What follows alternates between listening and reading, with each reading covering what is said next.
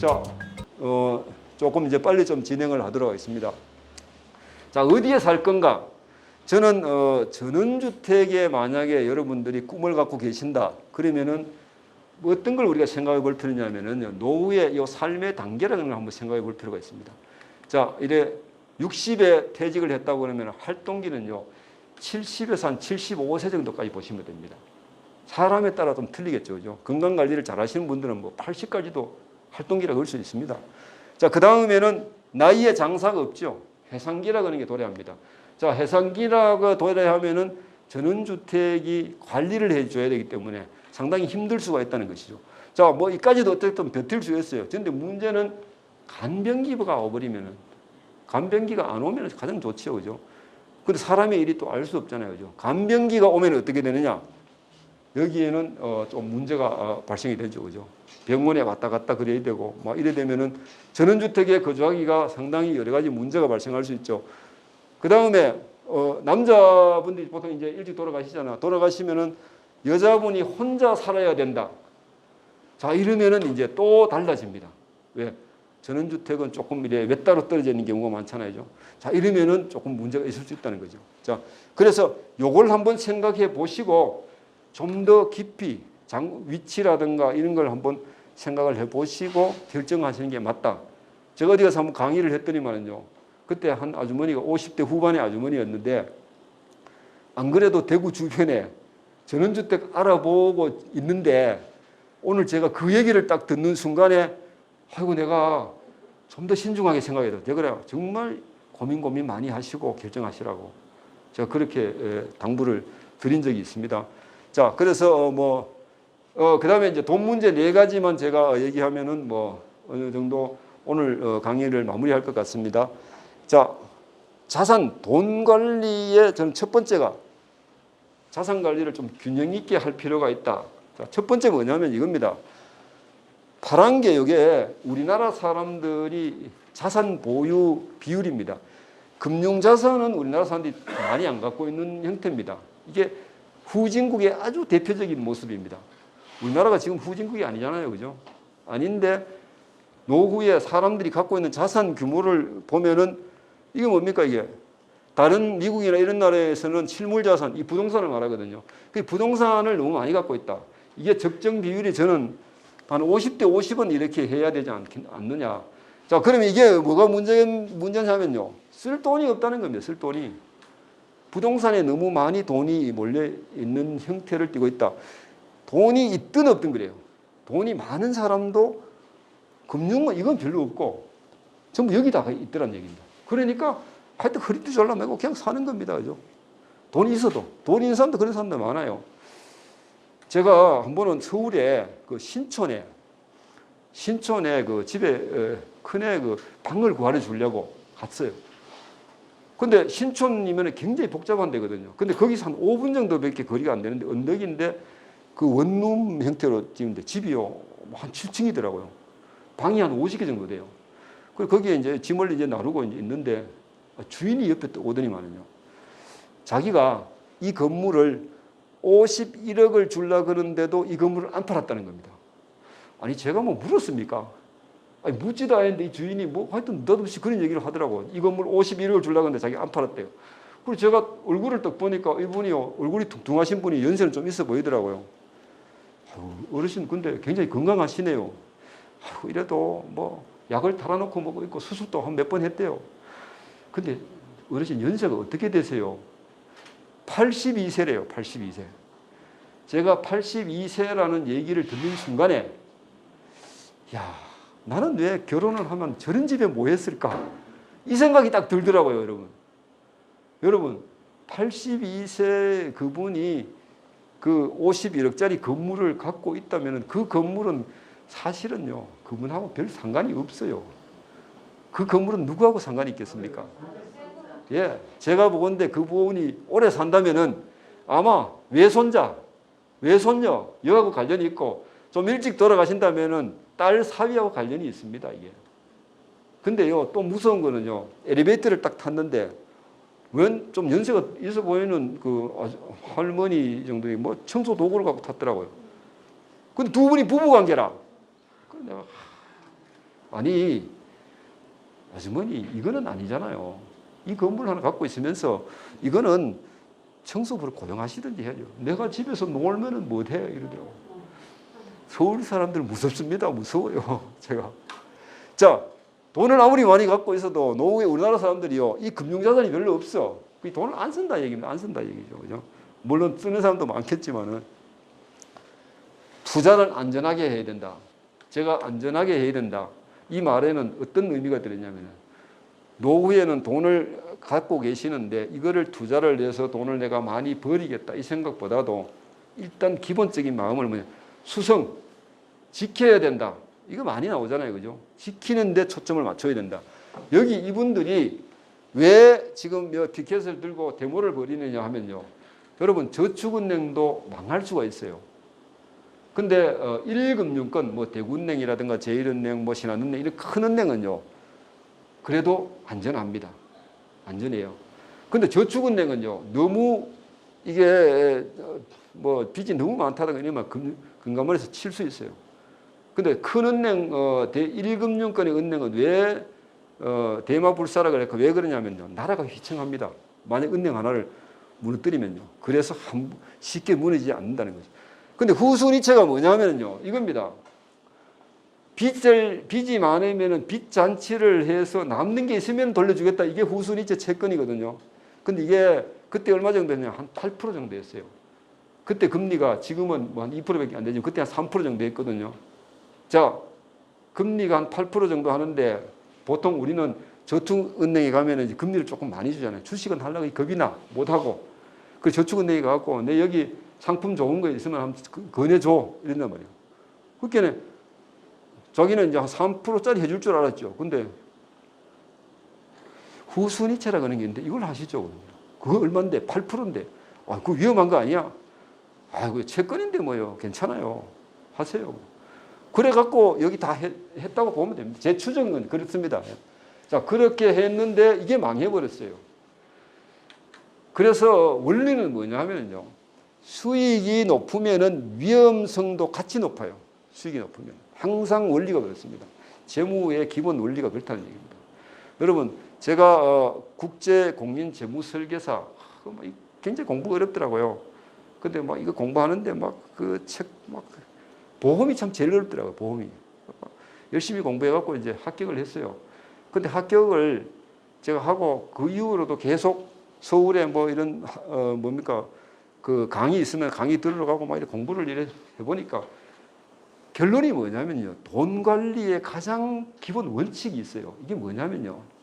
돈 관리의 모든 게 그 중에 이게 한마디로 하면 네가 얘기해봐라 그러면요. 인간의 욕망을 통제하는 겁니다. 이게. 인간의 욕망을 얼마나 잘 통제를 잘하느냐 못하느냐 이거를 복잡한 수치로 막 이렇게 복잡하게 만들어 놓은 겁니다. 그게. 재무 관리 그런 게, 돈 관리 그런 게요. 근데 도둑이 우리는요, 조금이라도 더 버려보려고 막 하는 게 그 인간의 욕망이거든요. 자, 그래서 최소한 이 상품이 뭔지, 원리가 어떻게 되는지 알고 투자하시라는 겁니다. 모르면은 차라리요, 나는 뭐 금융에 하도 몰라. 그냥 정기예금 내놓으세요, 정기예금. 저도 지금 주식 투자는 조금 합니다. 하는데 정기예금 넣어놓은 것도 많아요. 왜? 아, 귀찮다. 머리 쓰는 것도 귀찮다. 그 정기예금 넣어놓은 거 많다니까요. 왜? 원리를 아니까. 그래서 그런 겁니다. 그래서 우리가 수성하는 게 굉장히 중요하다. 안 그러면 공부를 하셔갖고 이 상품이 뭔지. 제가 전번에도 그 수성도서관 여기서 강의를 했는데 이분이 ELS 투자해갖고 발목이 잡혔다 하더라고요. 발목이 잡혔다 하는 게 그런 의미이거든요. 그죠? 이게 어떤 하한선 밑으로 내려가 버린 겁니다. 내려가 버리면 원금 손실이 와요. 이게. 보통 ELS 하면 8%, 많이 주면 14%까지 줘요. 근데 프로테이지가 높으면 높을수록 위험도가 훨씬 더 높아요. 예. 근데 이 상품이 뭔지도 모르고 그냥 가입을 했는 것 같더라고요. 그래서 발목 잡혔다 그래요. 발목 잡히면 3년 동안요, 회복하지 않으면 원금 손실 40%, 50%까지 날 수도 있어요. 그렇게 제가 소탐대실이다. 작은 걸 탐하려고 하다가 8%짜리 먹으려고 하다가 잘못하면 반토막 날 수도 있다. 그게 ELS거든요. ELS 상품을 또 증권회사에 가면요. 가장 많이 권해요. 가장 많이 권해요. 자, 그래서 물론 이제 뭐 그게 잘하고 넘어갈 수도 있어요. 그래서 그걸 투자할 때도 안전하게 투자하는 게 굉장히 중요하다. 자, 근데 우리가 돈을 1억을 만드는데 30세 만드는 거하고 40세 만드는 거하고 50세 만드는 겁니다. 근데 사람들은 어떻습니까? 50세에 이제 노후 준비하려고 하는 겁니다. 50세 돼갖고. 그럼 50세에 우리가 노후 준비를 못하는 가장 큰 원인이 뭐겠습니까? 이때 등록금하고요. 결혼 준비입니다. 결혼 자금 때문에 할 수가, 마음은 뭔가 준비를 해야 되는데, 그래서 사실은요, 30세부터 해 나가야 돼요. 30세. 저는 제 집에 애들이 취업하면은 제일 먼저 얘기하는 것이 노후 준비가 가장 큰 목적이다. 자, 외국에서는 미국이나 뭐 다른 뭐 유럽 이런 나라에 보면요, 그렇게 교육을 시켜요. 그렇게 교육을 시키고 직장인들도 처음에 들어가면은 노후 준비가 먼저다. 그러면 노후 준비가 먼저다는 생각을 갖고 하면은 연금을 만들거나 주식을 투자를 해도 무조건 장기 투자입니다. 장기 투자로 일단 하게 되는데 우리는 그렇지 못, 아직까지 뭐 가덕이다 보니까 뭐 연금에 대한 감각도 없고, 요새 젊은 애들이 뭐 이렇게 생각이 다르더라고. 우리 집에도 아빠 연금 상품을 내가 들으려고 하는데 어떻게 들으면 좋느냐. 제가 그래가 몇 날 며칠 설명을 해줬죠. 그래. 자, 그래서 노후 준비는 일찍 준비하는 게 가장 중요하다. 젊을 때부터 준비하는 게 맞다.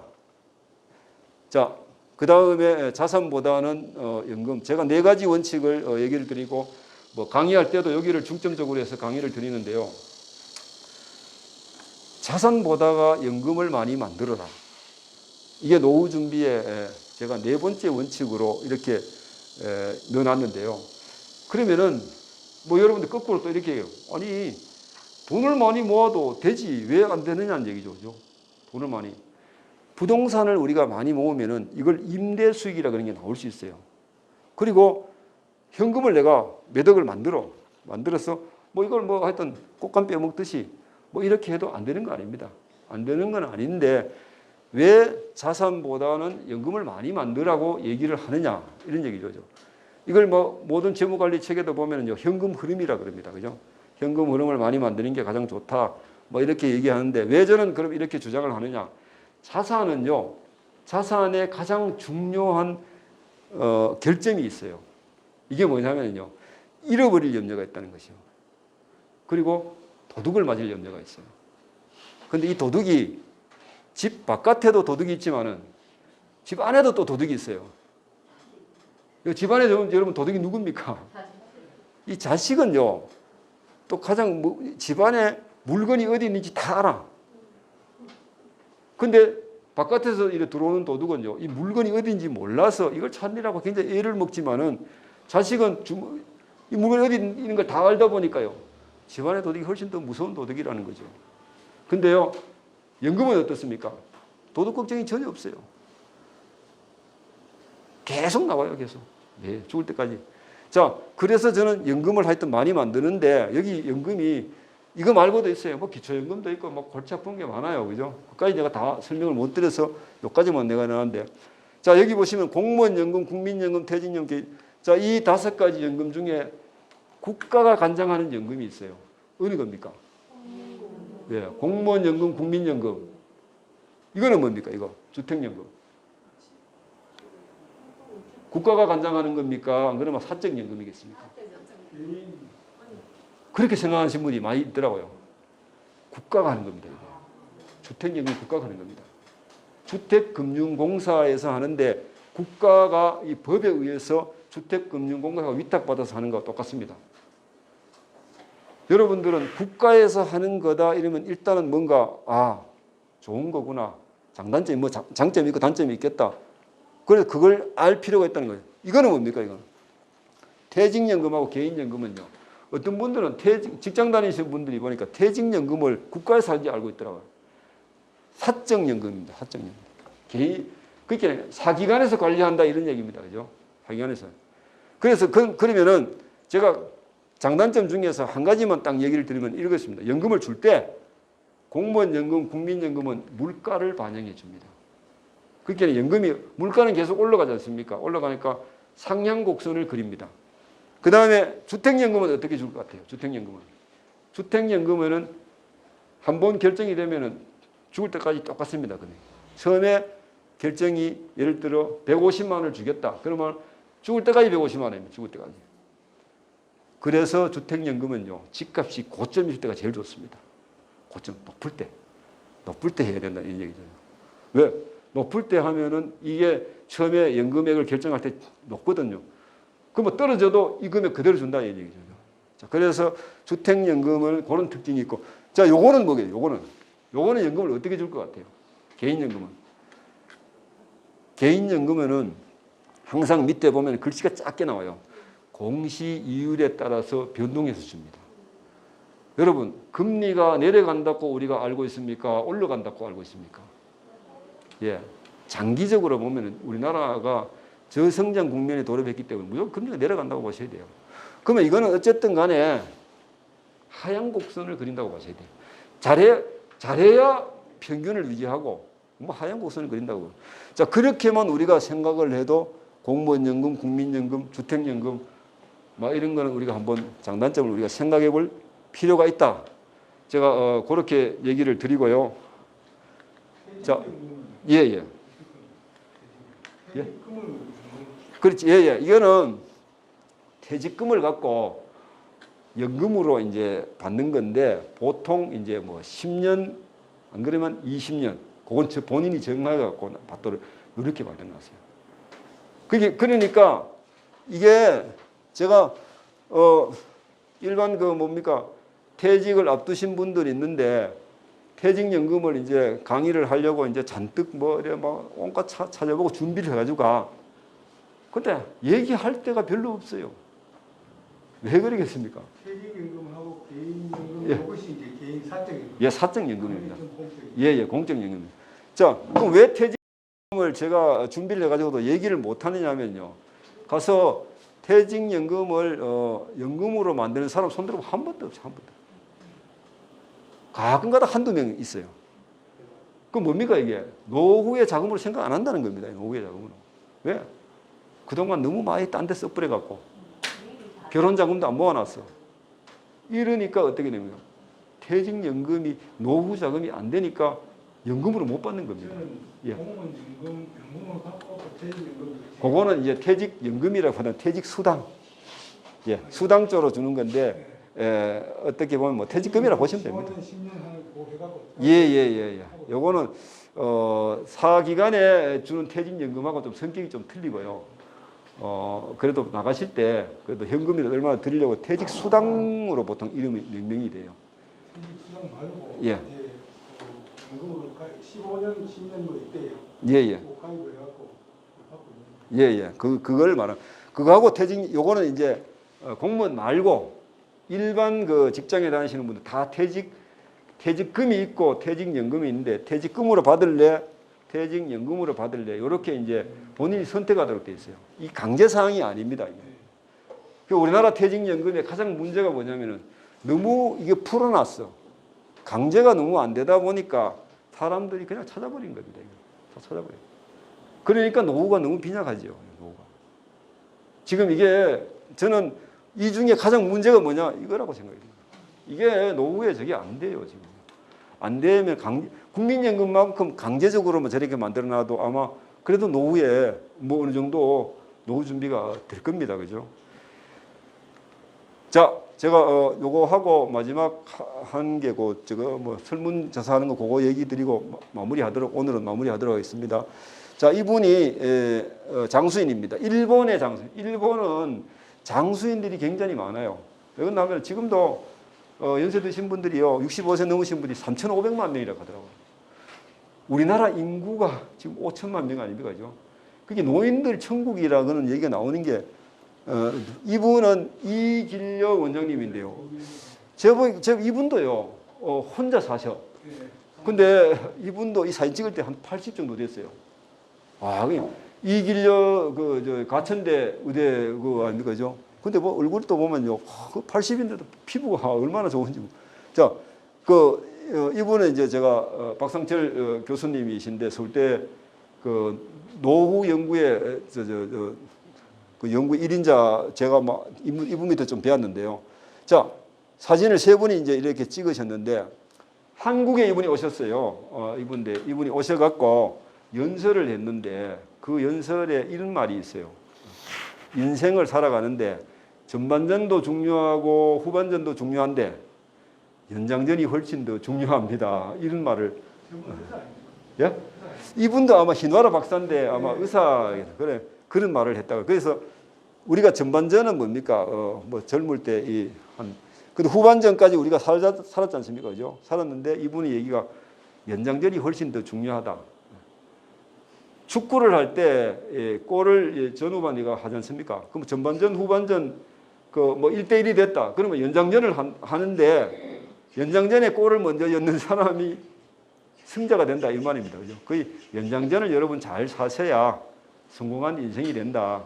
이런 말씀을 남기고요. 그리고 또 이분이 신화라 박사라 그러는 분이요. 또 일본에는 이런 분들이 한 말 하나가 어록이 돼버려요. 왜 그러나 노인들이 너무 많다 보니까. 이분이요. 넘어질 때는 굴러버려라 이 말도 있더라고요. 넘어져 갖고 여러분 90세, 80세 이상 돼 갖고 잘못 넘어지면요. 뼈를 다친대요. 뼈를 다치면 아주 치명적이 돼 버리거든요. 그러면은 넘어질 때 구르는 연습을 해라. 집에서 이불 펴놔 놓고 노인들이 강의를 많이 하겠죠. 이제 그런 얘기도 이분이 이제 그런 얘기 했다고 그렇게 합니다. 자, 그러면 제 강의는 이걸로 마무리하고요. 뒤에